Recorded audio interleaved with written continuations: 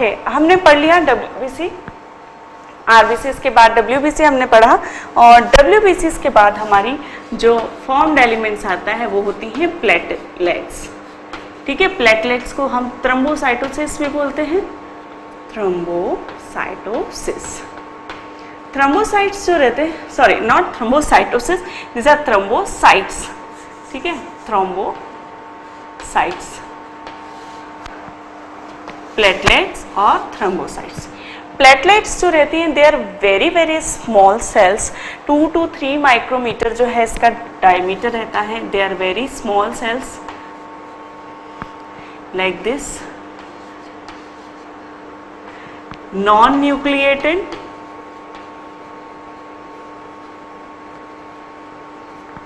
ठीक है,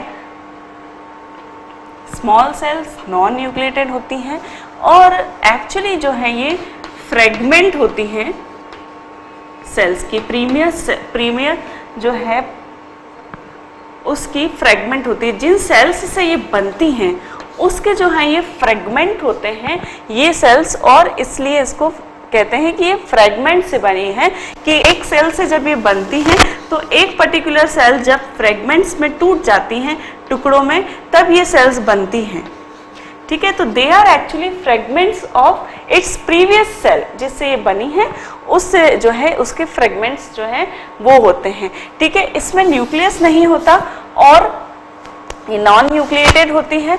ठीक है, अच्छा, अब आप सोचेंगे कि आरबीसी और ये काफ़ी कुछ सिमिलर दिखती है, आरबीसी का थोड़ा सा ही साइज इससे बड़ा है, तो कैसे डिफ्रेंशिएट करेंगे? तो इसमें हीमोग्लोबिन नहीं होता है। ठीक है, there is no haemoglobin in platelets. ठीक है, इसका स्मॉल सेल होती है, round, small round cell, non nucleated fragments होते हैं, ये इसको फ्रैगमेंट्स कहते हैं सेल्स का। और ये जो है हमारी प्लेटलेट्स, इसका काउंट जो है, इसका साइज 2 to 3 माइक्रोमीटर बताया मैंने। इसका जो काउंट रहता है वो होता है ऑलमोस्ट 2.5 lakhs, ठीक है, पर क्यूबिक mm, मतलब they are very much in quantity, बहुत ज़्यादा है इसकी क्वांटिटी। तो ये 2.5 lakhs पर क्यूबिक mm जो है इसका काउंट रहता है। और प्लेटलेट्स जो है यदि इसका काउंट कम होने लगे तो ये बहुत घबराने वाली बात है, क्योंकि यदि प्लेटलेट्स का काउंट कम होने लगेगा तो जो है इसके कारण हेमरेज हो सकता है, ब्लीडिंग हो सकती है इंटरनल। तो इसलिए प्लेटलेट्स का काउंट यदि कम होता है तो वो फर्दर हेमरेज कॉज करता है बॉडी में। इसलिए प्लेटलेट्स का जो डेंगू फीवर होता है या कोई ऐसे फीवर जो उसमें ब्लीडिंग होती है, हेमरेज होता है, तो उसमें प्लेटलेट्स काउंट को देखा जाता है कि वो बराबर है कि नहीं।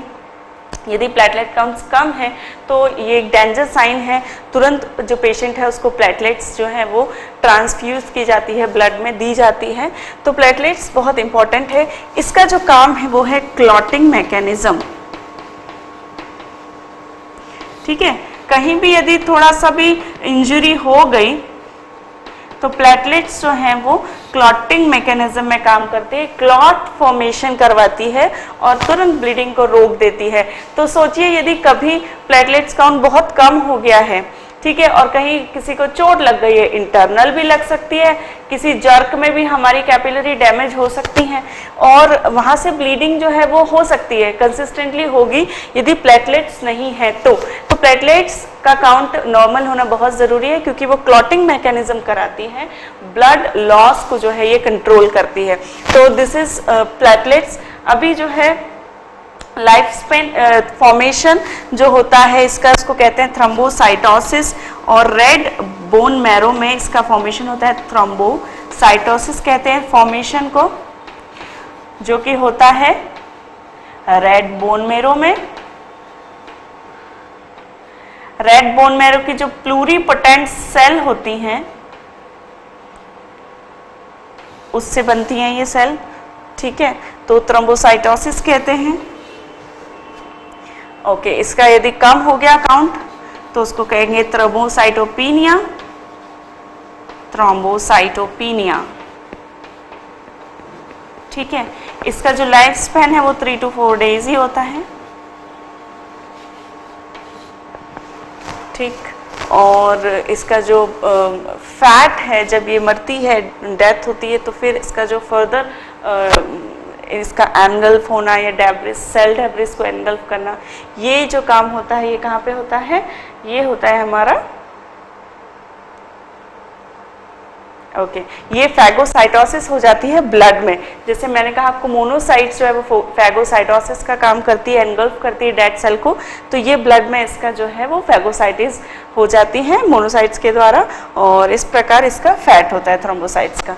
ठीक, तो this is all about platelets, thrombocytes, small cell, round cells, non nucleated, they are fragments of pluripotent cells और प्रीवियस सेल। प्राइमर सेल का जो है, प्राइमरी सेल्स का फ्रेगमेंट होती हैं ये, इसमें हीमोग्लोबिन नहीं होता, 2 से 3 माइक्रोमीटर इसकी जो है डायमीटर रहता है।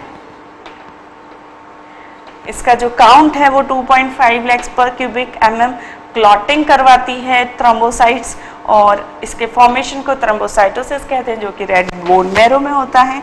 यदि काउंट कम हो जाए तो उसको थ्रोम्बोसाइटोपिनिया कहेंगे, इंक्रीज हो जाए तो उसको कहेंगे थ्रोम्बोसाइटोसिस।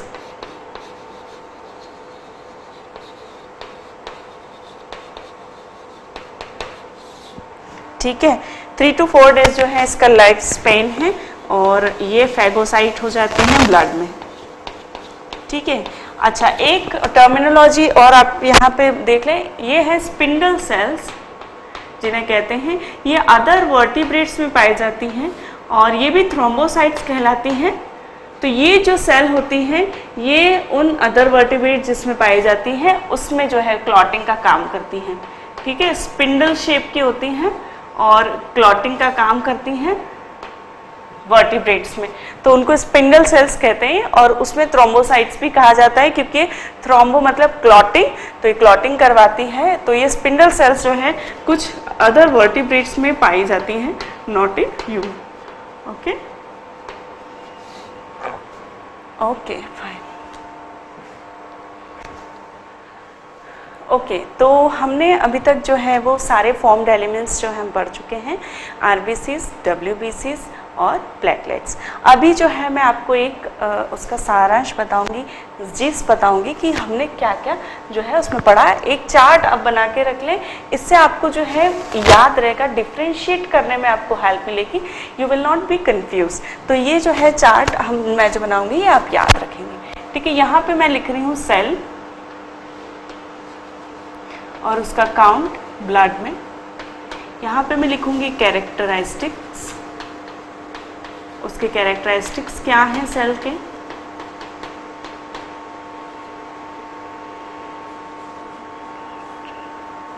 Sticks, okay. देन उसका सोर्स और एंड क्या है, मतलब वो कहाँ पे बनती है, कहाँ पे उसकी लाइफ खत्म होती है। यहाँ पे मैं लिखूंगी आपके फंक्शन। ठीक,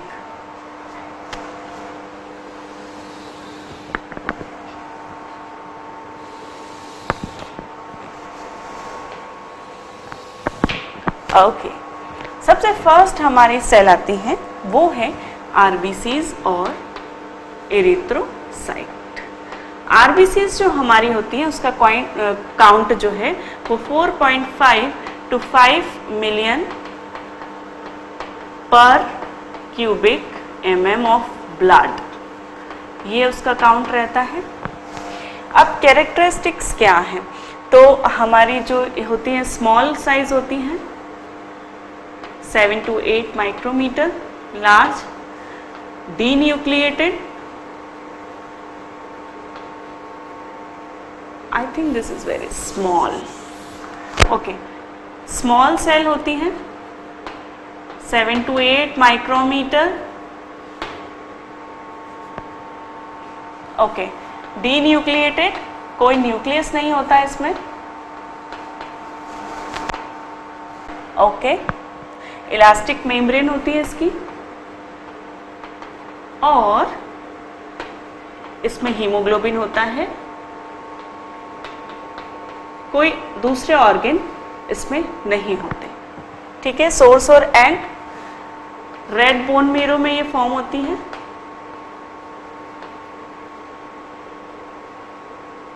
ठीक है, और स्प्लीन और लिवर में एंड होती है। ठीक, ओके। आरबीसी फंक्शंस क्या है? ट्रांसपोर्ट करती है ऑक्सीजन का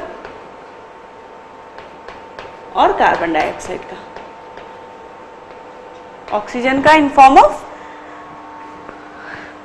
ऑक्सीजन का in form of oxy haemoglobin और कार्बन डाइऑक्साइड का in form of carbamino haemoglobin. अभी दूसरा हम पढ़ रहे हैं WBC। WBC का जो काउंट होता है वो होता है 6000 to 8000 per cubic mm of blood.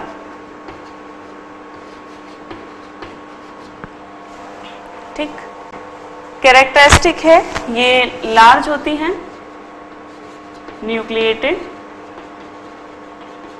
Irregular shape,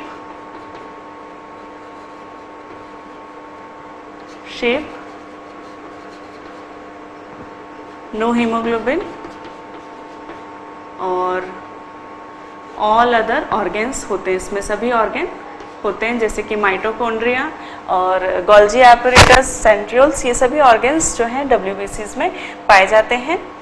ठीक, ओके। सो जो सोर्स और एंड है इसका जो रहता है वो thymus, spleen, liver, red bone marrow में ये बनती हैं, और एंड जो होता है वो ब्लड में, स्प्लीन, लीवर में होता है, लिम्फ नोड में होता है। ठीक,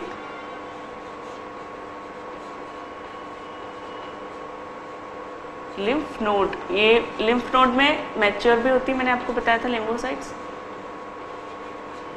ठीक, ओके। फंक्शंस जो है वो इसको बोलते हैं फंक्शंस, सोल्जर्स, स्कैवेंजर्स और बिल्डर्स का। बिल्डिंग करती है, बॉडी बिल्डिंग करती है। ठीक है, कैसे करती है बताती है, body building. Okay, so now WBC में हम देखेंगे सबसे फर्स्ट ग्रेन्युलोसाइट, एग्रेन्युलोसाइट देखते हैं पहले, एग्रेन्युलोसाइट, सो दैट याद रहे उसी सीरियल में। एग्रेन्युलोसाइट्स जो होती हैं वो हमारी 28% टोटल इसका ल्यूकोसाइट का होता है, और इसके जो कैरेक्टरिस्टिक होते हैं वो क्या होते हैं ग्रेन्युलोसाइट में, कि ग्रेन्यूल्स नहीं होते, नो ग्रेन्यूल्स, और मोनो न्यूक्लियर होती हैं ये सेल, मोनो न्यूक्लियर होती हैं।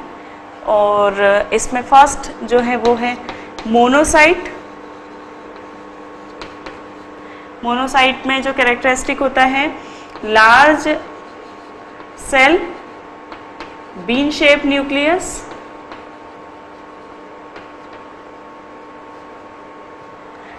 ठीक है, 10 to 12 माइक्रोमीटर इसका जो है वो रहता है diameter. Okay, it's 12 to 15 micrometer इसका डायमीटर जो है, 12 to 15 माइक्रोमीटर इसका डायमीटर रहता है मोनोसाइट का। बीन शेप सिंगल न्यूक्लियस होता है, लार्ज सेल होती हैं, और जो है ये हमारी मोनोसाइट्स जो हैं वो कहाँ बनती हैं, स्प्लीन में और जो है रेड बोन में। तो हमारी जो एग्रेन्युलोसाइट रहती है वो स्प्लीन, ये बनती है हमारी स्प्लीन में, लिम्फ नोड में और थाइमस में। मोनोसाइट्स और लिम्फोसाइट्स बोथ जो है वो स्प्लीन, लिम्फ नोड और थाइमस में बनती हैं। अब मोनोसाइट का जो काम रहता है वो एनगल्फिंग का रहता है, फैगोसाइट्स करती हैं, एनगल्फ एंड फैगोसाइटाइज्ड सेल्स।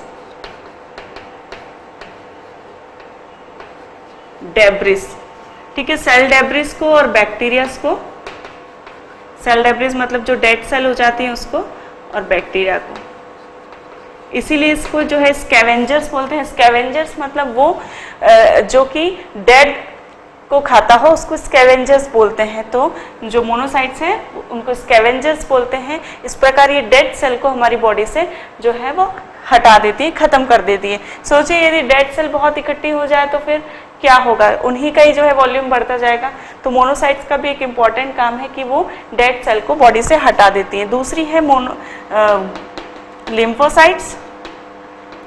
लिम्फोसाइट्स जो रहती है वो 20 to 25% रहती हैं और जो मोनोसाइट्स रहती हैं हमारी वो 6 to 8% रहती हैं।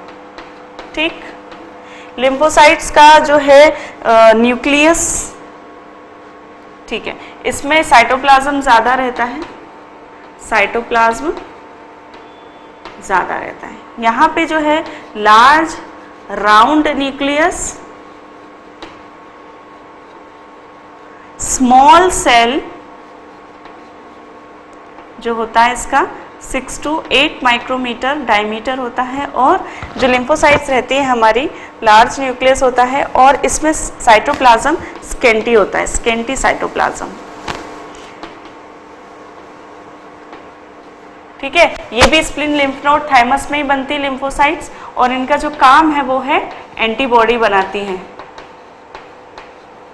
लिम्फोसाइट्स। ठीक है, दे मेक्स एंटीबॉडी और लिम्फोसाइट्स कहीं पे भी जो है फॉरेन बॉडी के खिलाफ जो है एंटीबॉडी अगेंस्ट फॉरेन बॉडी।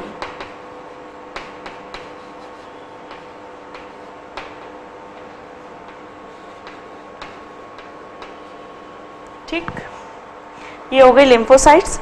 अब दूसरे चौक से मैं लिखना चाहूंगी वो है ग्रेन्युलोसाइट। ग्रेन्युलोसाइट जो है वो 65 to 68% आई थिंक रहती हैं ये। Okay, 65 to 68%। इसमें बेसोफिल्स आती हैं,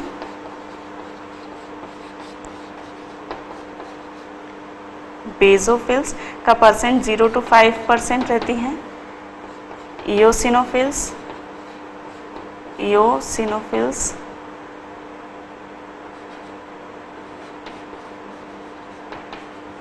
2 to 3% रहती हैं और थर्ड हैं neutrophils,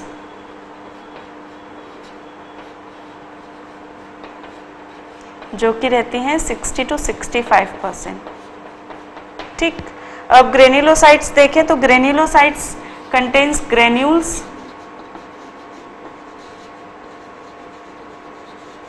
मल्टीलोब्यूलर, not lobular, multi nucleus, एक से ज़्यादा न्यूक्लियस होते हैं और इसमें ग्रेन्यूल्स नहीं, इसमें जो है ग्रेन्यूल्स पाए जाते हैं डिफरेंट साइज के। ठीक है, कंटेन्स ग्रेन्यूल्स, न्यूक्लियस जो है वो इसका एक से बड़ा रहेगा, लार्ज सेल्स होती हैं ये। ठीक है, और इनका परसेंटेज भी काफ़ी है।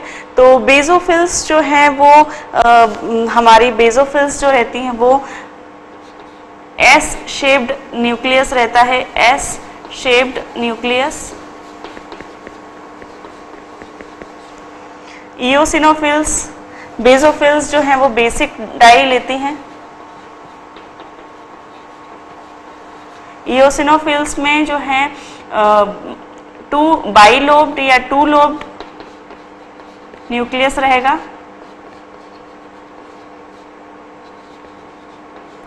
और एसिडिक डाई लेती है ये, एसिडिक डाई या स्टेन।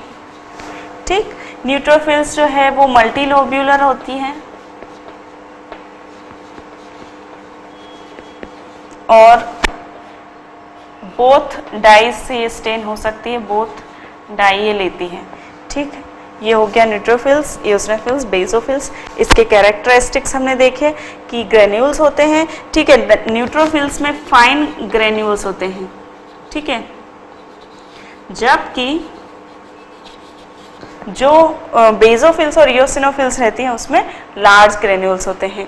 ठीक है, सोर्स और एंड जो है ग्रेन्युलोसाइट्स हमारी बेसोफिल्स का और ग्रेन्यूलोसाइट्स का जो सोर्स और एंड है बोन मैरो में ही बनती हैं ये भी। ओके, ग्रेन्यूलोसाइट्स जो है वो रेड बोन मैरो में ही बनती हैं। ठीक है, अच्छा, और लाइफ स्पेन जो रहता है सबका, ठीक है, ओके, ये 12 to 15 माइक्रोमीटर इसका देखा था, इसका 6 to 8 माइक्रोमीटर डायमीटर हमने देखा। जो ग्रेन्युलोसाइट बेसोफिल्स रहती हैं वो काफ़ी लार्ज होती हैं। ठीक, ओके, और ठीक है, सबसे पहले देखते हैं बेसोफिल्स, उसके फंक्शंस क्या हैं। तो बेसोफिल्स क्या करती हैं? It releases histamine and heparin.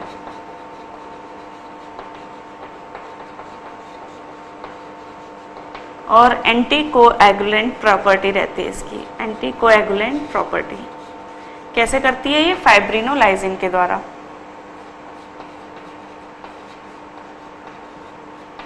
ठीक, आप दूसरा देखें इओसिनोफिल्स, तो वो क्या करती हैं? एंटी हिस्टामिनिक प्रॉपर्टी होती है इसकी।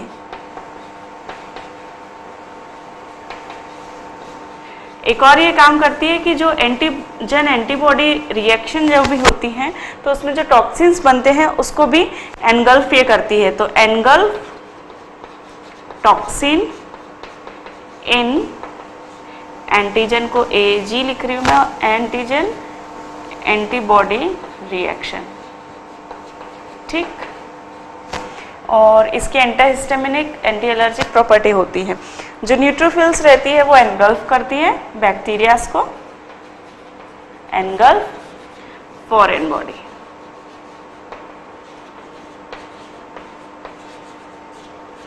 ठीक, अब जो नेक्स्ट सेल है हमारी वो है प्लेटलेट्स।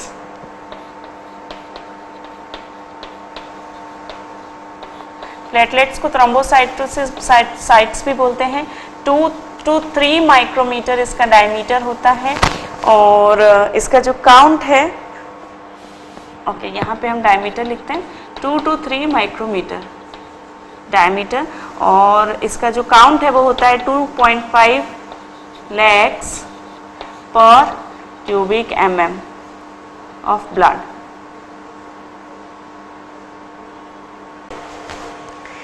ये they are very small cells, no nucleus और नो हीमोग्लोबिन। ठीक,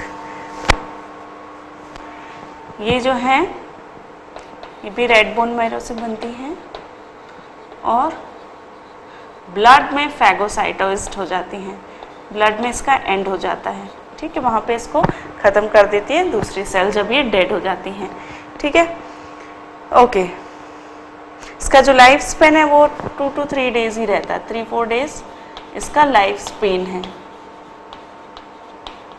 उससे ज़्यादा नहीं रहती हैं सेल्स, और ब्लड में ये जाके फैगोसाइटाइज्ड हो जाती हैं, क्लॉट करवाती है, क्लॉट फॉर्मेशन,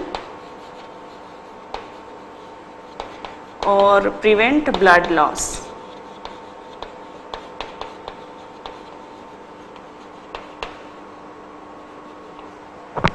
ठीक है, तो ये हमारी सेल्स हो गई। ठीक है, ठीक है, ये RBC, WBC, platelets. RBC 4.5 to 5 million पर क्यूबिक mm होती है। स्मॉल साइज होता है, 7 to 8 माइक्रोमीटर डायमीटर होता है इसका।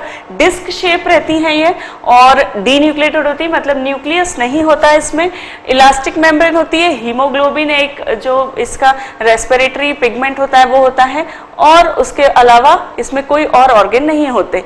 ये रेड बोन मैरो से बनती है। स्प्लीन और लिवर में जाके इसका एंड होता है, और ये ऑक्सीजन और कार्बन डाइऑक्साइड को ट्रांसपोर्ट करने में हेल्प करती है। डब्ल्यूबीसी का count 6000 to 8000 per cubic mm होता है। वो लार्ज सेल होती है, न्यूक्लिएटेड होती है, इरेगुलर शेप होता है, हीमोग्लोबिन नहीं होता, सारे ऑर्गन्स होते हैं ल्यूकोसाइट्स में। और ये thymus, spleen, liver, red bone marrow, lymph node इसमें ये बनती हैं, और जो है ब्लड, स्प्लीन, लिवर और लिम्फ नोड में जाके इसका एंड हो जाता है।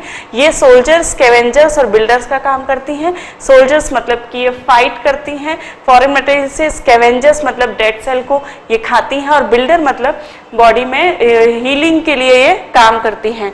अब कैसे काम करती है, तो ए ग्रेनुलोसाइट का परसेंटेज 23% ऑफ ल्यूकोसाइट होता है।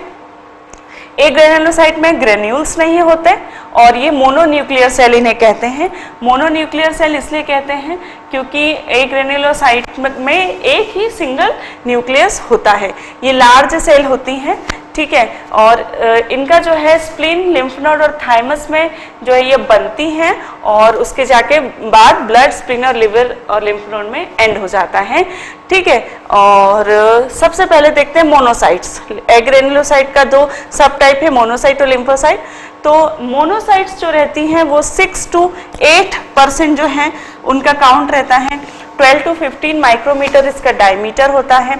इसका जो न्यूक्लियस है वो बीन शेप रहता है, बड़ा रहता है, और इसकी सेल भी बड़ी रहती है, न्यूक्लियस भी बड़ा रहता है, बीन शेप कलर का, और इसमें साइटोप्लाज्म भी अच्छी मात्रा में होता है, और जो है इसमें कोई ग्रेन्यूल्स नहीं होते, ठीक है। और ये क्या करती हैं, दे एनगल्फ द फेगोसाइटाइज सेल, फेगोसाइटाइज रिएक्शन के द्वारा सेल डेब्रिस और बैक्टीरिया को एनगल्फ करती है, खा जाती है, इसलिए ये स्कैवेंजर्स होती है मोनोसाइट। लिम्फोसाइट का परसेंटेज 20 से 25% है, क्योंकि they are very important to maintain the immunity of body. ये सेल्स जो है वो लार्ज होती हैं, और नहीं आई एम वेरी सॉरी, जो लिम्फोसाइट रहती है वो स्मॉल सेल होती हैं, ठीक है। मोनोसाइट से ये छोटी होती हैं काफ़ी, इनका डायमीटर होता है 6 to 8 माइक्रोमीटर, और इसमें साइटोप्लाज्म भी कम रहता है, ठीक है। लिम्फोसाइट्स में ये दो प्रकार की होती है, टी लिम्फोसाइट और बी लिम्फोसाइट। जो लिम्फोसाइट बोन मैरो से बनती हैं वो बी लिम्फोसाइट, जो लिम्फ नोड में बनती हैं वो जो थाइमस में बनती है वो टी लिम्फोसाइट्स, ठीक है। ये रेड बोन मैरो से भी जो है इसका बनती हैं ये सेल, ये ग्रेनुलोसाइट बनती है रेड बोन मैरो से, ओके रिपीट, ठीक है। तो लिम्फोसाइट्स जो हैं वो स्मॉल सेल्स होती हैं, 6 to 8 माइक्रोमीटर डायमीटर होता है, साइटोप्लाज्म बहुत कम होता है इसमें, और राउंड न्यूक्लियस होता है इसका। ये जो है इसका काम है एंटीबॉडी बनाना, ठीक है। वाइट कलर से आप मैच करिए, जो वाइट से लिखा है उधर भी मैंने पूरा वाइट चॉक से लिखा है। तो ये एंटीबॉडी बनाती हैं फॉरेन बॉडी के अगेंस्ट में, इसलिए इम्यूनिटी में बहुत हेल्पफुल है हमारे लिम्फोसाइट्स, ठीक। अब आ जाते हैं हम ग्रेन्युलोसाइट्स पे। तो ग्रेन्युलोसाइट्स जो रहती हैं उनका परसेंटेज होता है 65 to 68% इसका परसेंटेज रहता है। इसके जो साइटोप्लाज्म रहते हैं उसमें ग्रेन्यूल्स होते हैं, और इसका जो न्यूक्लियस भी रहता है वो उसकी डिफरेंट स्ट्रक्चर होते हैं, इसलिए इन्हें पॉलीमॉर्फोन्यूक्लियर कहा जाता है सेल्स को, और ये लार्ज सेल होती हैं। इसमें सबसे पहले पढ़ेंगे बेसोफिल्स, जो कि 0 to 5% होती है, बेसिक स्टेन लेती हैं, इसका न्यूक्लियस एस शेप्ड होता है, और ये क्या करती हैं, ये जो सेल्स होती हैं ये रेड बोन मैरो से ही बनती हैं। ये हिस्टामिन और हेपारिन रिलीज करती है मोनोसाइट, और एंटी कोएगुलेंट प्रॉपर्टी होती है, क्लॉट को डिसॉल्व करती हैं, ठीक। अब आ जाता है इओसिनोफिल्स, जो कि 2 से 3% होती हैं। इसका जो न्यूक्लियस है बाइलोब्ड होता है, और इसके ग्रेन्यूल्स भी कोर्स होते हैं। इसके ग्रेन्यूल्स से एंटीहिस्टामिनिक केमिकल्स जो है रिलीज करती हैं, और जो एंटीजन एंटीबॉडी रिएक्शन में टॉक्सिन्स बनते हैं उनको भी ये एनगल्फ करती है और डिस्ट्रॉय करती हैं। इस प्रकार इओसिनोफिल्स जो है वो एलर्जिक रिएक्शन में लड़ने में हमारी हेल्प करती हैं। न्यूट्रोफिल्स जो होती हैं वो 60 to 65% होता है उनका। उसका जो न्यूक्लियस होता है वो लोब्यूलर होता है, मल्टीलोब्ड होते हैं उसके, और इसमें जो ग्रेन्यूल्स होते हैं बहुत फाइन ग्रेन्यूल्स होते हैं। जो ग्रेन्यूल्स होते हैं उसमें जो है ये लाइजोसोम्स और हाइड्रोलाइजिंग एंजाइम्स होते हैं।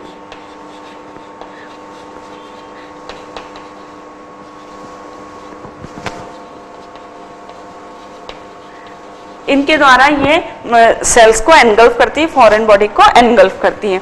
अब आ गया प्लेटलेट। तो प्लेटलेट जो है वो 2.5 लाख इसकी संख्या रहती है, काउंट रहता है। 2.5 लाख पर क्यूबिक mm इसकी काउंट रहती है। 2 से 3 माइक्रोमीटर इसका शेप रहता है, बहुत स्मॉल सेल्स होती हैं। इसमें न्यूक्लियस नहीं होता, हीमोग्लोबिन नहीं होता, इसका लाइफ स्पैन जो है वो 3 से 4 दिन होता है। रेड बोन मरे में बनती है और ब्लड में ही ये फैगोसाइटाइज्ड हो जाती है मरने के बाद। ये क्लॉट फॉर्मेशन में हेल्प करती है और ब्लड लॉस को प्रिवेंट करती है। तो this is all about the summary of blood cells. हमारी कौन कौन सी ब्लड सेल्स होती हैं उसकी ये समरी है। ठीक है, अब हम पढ़ेंगे आरबीसी और डब्ल्यूबीसी में क्या डिफरेंसेस होते हैं।